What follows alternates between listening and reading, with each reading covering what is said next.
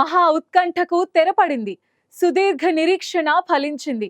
అంతర్జాతీయ అంతరిక్ష కేంద్రంలో 9 నెలలుగా చిక్కుకుపోయిన భారత సంతతి వ్యోమగామి సునీత విలియమ్స్, బుచ్ విల్మోర్ ప్రపంచమంతా ఊపిరి బిగబట్టి చూస్తున్న వేళ భారత కాలమానం ప్రకారం బుధవారం తెల్లవారుజామున 3:27 అమెరికాలోని ఫ్లోరిడా తీరంలో సాగర జలాల్లో దిగారు. స్పేస్ ఎక్స్ కు చెందిన క్రూ డ్రాగన్ ఫ్రీడమ్ వారిని సురక్షితంగా పుడమికి తీసుకొచ్చింది.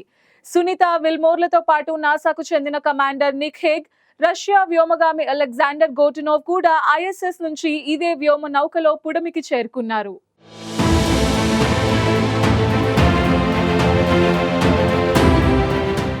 నాసాకు చెందిన వ్యోమగాములు సునీత విలియమ్స్, బుచ్ విల్మోర్ 2024 జూన్లో బోయింగ్ స్టార్లైనర్ అంతరిక్ష నౌక ద్వారా అంతర్జాతీయ అంతరిక్ష కేంద్రానికి వెళ్లారు. అయితే బోయింగ్ నౌకలో తలెత్తిన ప్రొపల్షన్ సమస్యల కారణంగా వారు తిరిగి భూమికి తీసుకురావడం ఆలస్యమైంది. స్టార్లైనర్లో సాంకేతిక సమస్యలు తలెత్తడంతో వారిని అక్కడే వదిలేసి తిరిగి భూమి మీదకు వచ్చేసింది. అయితే తాము తిరిగి వచ్చేందుకు ఎలాంటి అవకాశం లేకపోవడంతో సునీత విలియమ్స్, బుచ్ విల్మోర్లు ఐఎస్ఎస్లో ఉండిపోయారు. సాధారణంగా వ్యోమగాములు ఐఎస్ఎస్లో 6 నెలలు గడిపితే వీరు మాత్రం దాదాపు 9 నెలల పాటు అక్కడే ఉండాల్సి వచ్చింది. మరోవైపు అమెరికా అధ్యక్ష ఎన్నికలు ఉండడం కూడా వీరి రాకకు ఆలస్యమైంది. బైడెన్ సర్కార్ వీరిని అంతరిక్షంలో వదిలేసిందని, వారిని తీసుకొచ్చే బాధ్యత తాము తీసుకుంటున్నట్లు గతంలో ట్రంప్ ప్రకటించారు. వ్యోమగాములను తిరిగి భూమి మీదకు తీసుకువచ్చే బాధ్యత ఎలన్ మస్క్కు అప్పజెప్పారు. దీంతో నాసాతో కలిసి పనిచేసిన స్పేస్ ఎక్స్ క్రూ 10 మిషన్ ద్వారా వారిని భూమి మీదకు తీసుకువచ్చారు. అనుకోని ఆలస్యం కారణంగా వీరి రాకపై ప్రస్తుతం ప్రపంచవ్యాప్తంగా ఆసక్తి నెలకొంది. ఈ క్రమంలోనే స్పేస్ ఎక్స్ క్రూలోని డ్రాగన్ క్రాఫ్ట్ వీరిని భూమికి తిరిగి సురక్షితంగా తీసుకువచ్చింది.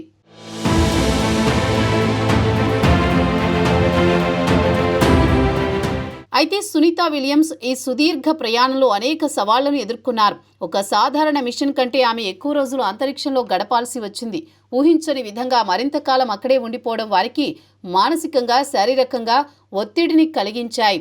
ఈ పొడిగింపు కారణంగా అదనపు దుస్తులు, వ్యక్తిగత సంరక్షణ సామాగ్రిని నాసా వారికి ప్రత్యేకంగా పంపాల్సి వచ్చింది. సాధారణంగా వ్యోమగాములు అంతరిక్షంలో ఉంటే వారి కుటుంబ సభ్యులు కొన్నిసార్లు వారితో వీడియో కాల్స్ చేసుకునే అవకాశం ఉంటుంది. కానీ ఎన్నో నెలల పాటు భూమికి తిరిగి రాలేకపోవడంతో కుటుంబాల నుంచి దూరంగా ఉండడం పెద్ద సవాలుగా మారింది.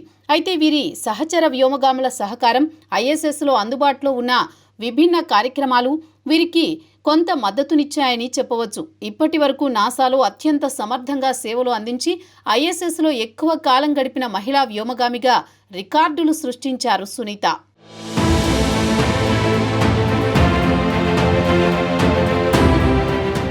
మరోవైపు సునీత విలియమ్స్కి నాసా నుండి అందుతున్న జీతం గురించి నెటిజన్లు ఆసక్తిగా గూగుల్లో వెతుకుతున్నారు. నాసాలో ఉన్నత స్థాయి వ్యోమగామిగా ఆమె సంవత్సరానికి సుమారు 1.08 కోట్ల నుంచి 1.41 కోట్లు వేతనంగా అందుకుంటున్నట్టు తెలుస్తోంది. అంతరిక్ష పరిశోధనల్లో పనిచేసే వ్యోమగాములకు మంచి వేతనంతో పాటు అనేక రకాల సౌకర్యాలు కూడా కల్పించబడతాయి. అంతరిక్షంలో పనిచేసే వ్యోమగాములకు రోజుకు కేవలం $4 మాత్రమే అదనంగా ఇస్తారని తెలుస్తోంది. ఇది వినడానికి ఆశ్చర్యంగా ఉన్నప్పటికీ వారి ఆహారం, బస, ఇతర ఖర్చులన్నీ నాసానే భరిస్తుంది. అయితే సునీత విలియమ్స్ సురక్షితంగా భూమి మీదకు తిరిగి వచ్చినప్పటికీ ఆమె ఆరోగ్యంపై తీవ్ర ప్రభావం చూపే అవకాశం ఉంది. గురుత్వాకర్షణతో యుద్ధం చేయాల్సి వచ్చింది.